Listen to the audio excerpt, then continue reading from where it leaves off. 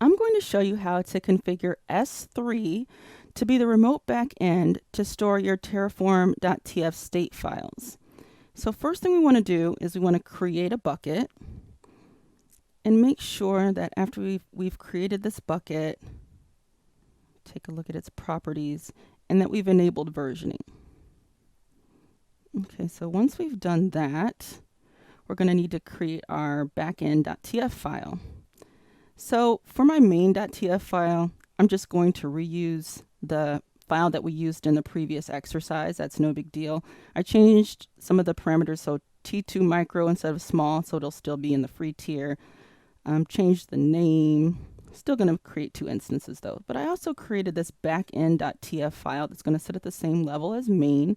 And for the backend, here's how I define my backend. So it's S3, the name of my bucket, and the path to my TF state file locally, and of course my region. So both of those files are saved.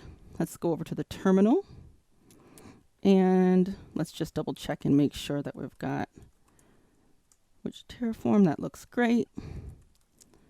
Terraform init. Nice. Terraform plan.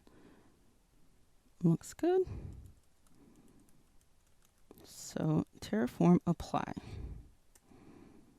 So based on our backend.tf file, Terraform will now, instead of saving our terraform.tf state file locally, it'll save it to our S3 bucket, which is safer, it's more secure, and it allows you to collaborate with your team members when you're running Terraform. First, let's take a look at EC2.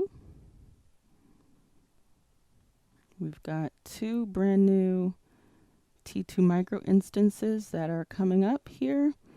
And let's go over to S3. And let's look in our Terraform backend bucket. Udacity S3. And our terraform.tf state file right there. So what we're going to do now is we're going to go on back over to our terminal and terraform destroy, which is not only going to delete or terminate our 2 new instances, it's going to also update our TF state file.